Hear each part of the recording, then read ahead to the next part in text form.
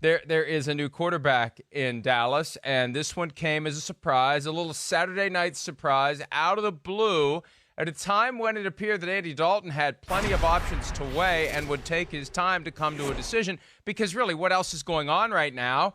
Andy Dalton agrees to terms with the Dallas Cowboys on a one-year deal with $3 million guaranteed, worth up to $7 million, which means he's probably going to have to play and have to play fairly well to get the full $7 million. It's a good deal for Dallas. They haven't had a veteran presence behind Dak Prescott since Mark Sanchez. Remember when Prescott said he learned more as a rookie from Sanchez than Tony Romo because Romo was injured and wasn't around. Mark Sanchez is the last veteran who has been helping Dak Prescott. So Andy Dalton walks right in and upgrades dramatically that situation behind Dak Prescott. I'm told there were 5 teams that seriously pursued Andy Dalton, but none provided, Chris, a clear path to a starting job. So Dalton looked at all the situations, and he decided that Dallas was the best for him. The best team of the 5 that were pursuing him, the best coaching situation with Mike McCarthy learning more about the quarterback position, and then the best chance to win and maybe get to a Super Bowl. But although even the Cowboys haven't been to an NFC Championship game since 1995, but that's okay.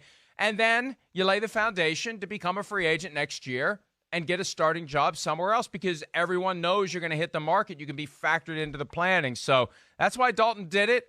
And, again, it's one of those things that once it happens, you look at it and say, that kind of makes sense. We should have saw it coming, even though we didn't see it coming, Chris. Well, yeah, you're right. But, I will say this is something, and, one of our producers, Pete Demolitolitis, could tell you, I dove into this on my Thursday podcast a little bit, thinking that this could be a destination for Andy Dalton.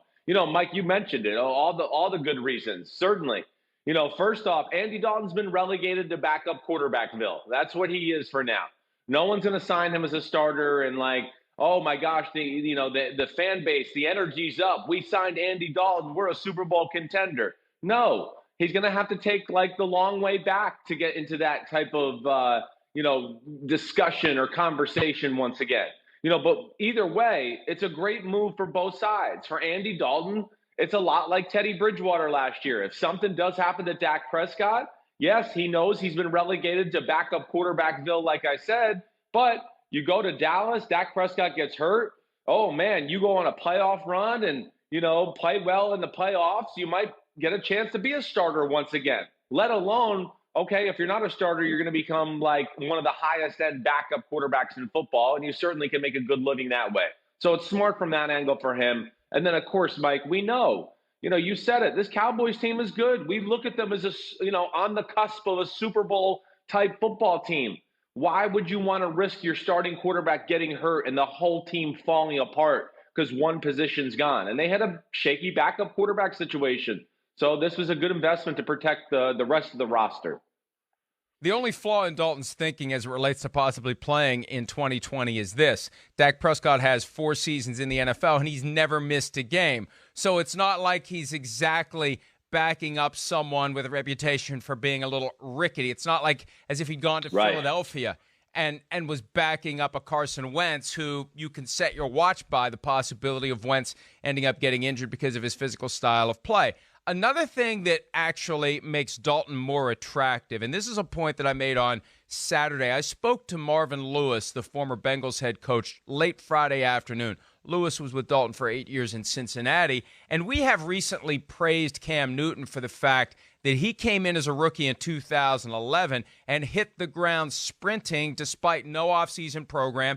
That was the lockout year. Everybody thought the young quarterbacks were going to stink. Newton was great. Well, Dalton was also great that year. We forget about it. He was a rookie second-round pick, 35th overall, in the year with no offseason program, in the year where everything was rushed and slapped together, and he came in from the get-go, starter week 1, and led the Bengals to the playoffs. The Panthers were 6-10 with Cam Newton. The Bengals made the playoffs, and to the extent that there isn't going to be the usual opportunity to get ready for a season, Dalton is going to be in great position relative to what he did in 2011 to learn the offense and be ready to go in the event that there are limited preparations. And also, Chris, here's where we cross over into the Dak angle.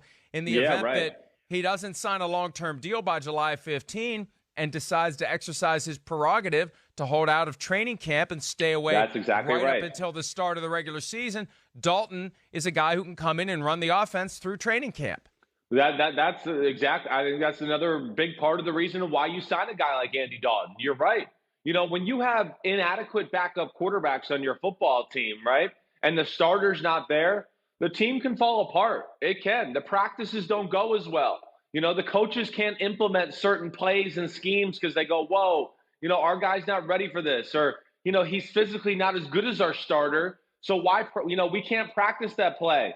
He's not Dak Prescott. He can't make that throw consistently. We have to start to call plays a different way to make offense look better in practice around this type of quarterback. And with Andy Dalton, no. Again, is he as talented as Dak Prescott? Certainly not, but it's not far off. And you can still run the same offense to where you're not going to have to worry about, oh, man, I can't throw as many 20-yard out routes now that Dak Prescott's out of the ball game. No, Andy Dalton will be able to do that in practice, and certainly, like you said, has played a lot of football in this league. He's had a few playoffs, five playoff appearances, and certainly, knows how to practice and lead a football team. And I think that's probably what Jerry Jones and family saw about Andy Dalton and the value of bringing him in as well. Dalton's best year was 2015 from the standpoint of his own performance and team success, and they were on a collision course with the Broncos for the number 1 seed in the AFC. Dalton broke his thumb 2 weeks earlier trying to make a tackle after an interception against the Steelers. The Broncos with A.J. McCarron the Bengals with A.J. McCarron lost to the Broncos on a Monday night late in the regular season. Bengals finished 12-4. Broncos finished 12-4. Patriots finished 12-4. Bengals, by virtue of the tiebreakers, finished third of the 3 and had to host the Steelers. That was the year of the crazy late-game personal fouls that allowed the Steelers to win a game that the Bengals had in the palm of their hands, and that was Dalton out because of the broken thumb. But that was the year that they really were ready to be an elite team. It's easy to forget it because they didn't last long in the postseason. But that was kind of the peak, and since then they haven't been back to the playoffs. Here's an angle, though, Chris, and you mentioned it. You mentioned the gap between Andy Dalton and Dak Prescott. And look, this is all just supposition, speculation. Let's have some fun because we're getting toward, I don't want to start saying the slow time because then it becomes slow time. But there's not a whole, let me just say this. There's not a whole lot going on May the 4th. All right. May the 4th be with you, Mike. I remember distinctly back in 2017, Washington was in position to use the franchise tag on Kirk Cousins a second time. The value, $24 million just about. They also had Colt McCoy on the roster. He was due to make $3 million that year. And there was a debate, a very spirited debate within the organization as to whether or not Kirk Cousins is 8 times better than Colt McCoy and whether or not dollar for dollar McCoy represents far better value for Washington than Cousins. Because no, Cousins was not 8 times better than Colt McCoy. Now, here we are 3 years later, similar argument to be made. Andy Dalton with a $3 million floor and a $7 million ceiling, dollar for dollar, is he better than Dak Prescott at $31.4 million? Chris, your thoughts? Well, yeah, it's an interesting thought. Listen, like to sit here to go apples for apples, right? And just go, oh, Dak Prescott is 4 times better than Andy Dalton because of the contract number. No, I'm not going to agree with that statement. I'm not. He's not 4 times better. He's maybe, a person and a half better, a quarter, 1.5 times better. But that half times we're talking about is a huge leap in the difference between what I believe to be a quarterback who can get you to the playoffs and then also flirts with that phrase, Mike, that I like to use with guys like Andy Dalton. He's not going to lose you games, but he's not going to win you a whole lot of games either. But that halftime better football player we're talking about, Dak Prescott, I think ultimately can lead you to a Super Bowl and as a Super Bowl champion type quarterback. And that's why he's worth 4 times the amount of money as far as what it is in the checkbook of the Dallas Cowboys or the eyes of the NFL. So I don't look at this in any way as a threat to Dak Prescott or anything like this. I think Dak Prescott is a talented football player who's just reaching the peak of his prime. And then also, Mike, has all the intangibles that I'm not sure Andy Dalton has, right? That's the big question. I mean, we saw Cincinnati lose in playoff games. You never see him get mad, yell at anybody, be a leader that way. Dak Prescott, we know, has those type of things and is like the alpha male in the locker room and the guy who does everything right to give the team the right juice and energy on a day-by-day basis. And that's why you're paying that premium price tag for a guy like Dak Prescott. I hope that answered it okay. No, it does. And look, I'm just trying to examine this and explore this from the Cowboys' perspective when they are convinced that they have a great team. Now, their defense was more flawed last year than anyone realized going into the season.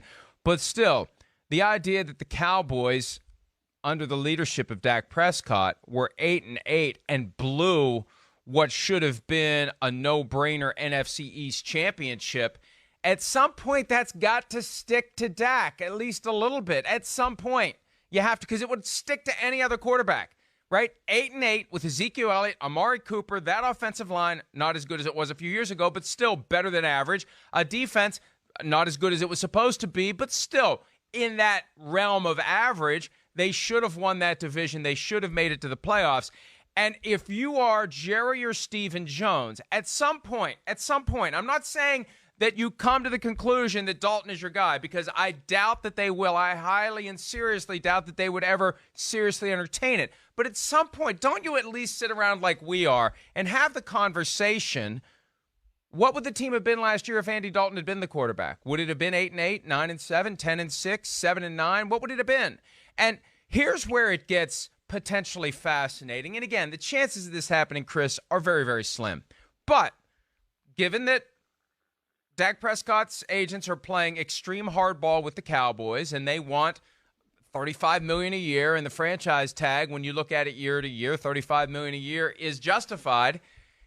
The one weapon the Cowboys still have, the nuclear option, and we've only seen it happen 3 times since the franchise tag was put in place. The Cowboys, anytime they want, before Dak Prescott accepts the franchise tender, they can rescind it. And apart from whether or not they would, Dak would be screwed if they did. Screwed. Who in Totally the hell screwed. is giving him? Who's giving him $31.4 million at right now in early May or later? Let's say they just wait until after July 15. They can't work out a long-term deal. They say, you know what, Dak, go be a free agent. You don't want what we're offering you, go get it somewhere else. No one's giving him whatever the Cowboys' bottom line offer is. July 15, if he says, I don't want it, and they strip the tender, no one else is coming close to that, given the money's been spent, the depth charts are set, and we're in the middle of a pandemic. Yes. No. I mean, I'm not going to argue with you there. You're right. I mean, they certainly could play that strong leverage type play. They could. And Dak Prescott would be screwed to what you're saying. It'd be like Cam Newton. Nobody's going to want to bring him in. All the seats are filled right now. You know, we know the starting quarterbacks for every team. The drafts happen. So, you know, the Dallas Cowboys certainly could screw over Dak Prescott that way, yes, and make life very hard on him. But I think that decreases their chance of winning a Super Bowl. I do. And then, you know, you just make an investment in a guy like Amari Cooper and then draft a CeeDee Lamb with the pick 17 of the draft. You know, I think to maximize those type of things, Dak Prescott's the guy to do that. He's a special talent that way. There's a reason nobody wanted to trade for Andy Dalton or do any of that. Because, yes, we know the Bengals were going to release him, but if teams were really like, wow, wait, we think this guy, we put him in our system, in our city with our team, we think he's secretly a Super Bowl type quarterback, that would have happened, but nobody did that. And that's where, again, I'm not sitting here trying to say Dak is 4 times better than Andy Dalton. Whether he's 2 times better or, you know, 1.5 times better, that's still a huge difference in the difference of being a quarterback that, you know, I think ultimately could get you to the playoffs compared to a quarterback that I think is a Super Bowl winning type quarterback in talent and leader. Well, no one was going to pay him $17.5 million to be the starter. And when you look at $17.5 million in today's market, that's a bargain, right? If you're not willing to pay $17.5 million to Andy Dalton to be the starter, you don't want him to be your starter. Because, again, and this gets back to the whole, the bookie needs to be driving a Cadillac theory. You have to have a nice car. You have to have a nice contract, or your teammates aren't going to take you seriously. $17.5 million. Well, you're going to get if they would rescind the tender on Dak Prescott and make Andy Dalton the starter at a low of 3 and a high of 7, how are those guys in the locker room going to view Andy Dalton? Well, yeah, exactly right. They're going to, as soon as he makes a mistake, they're going to be like, well, that's why we're paying him $7 million. I mean, he's a backup quarterback. You're right. It'll undermine the team in general, and then, hey, we also, the conversation with Andy Dalton too, like that's a valid point. Exactly right. I hear a lot of people like, why didn't the Patriots sign him? Why didn't the Jaguars sign him?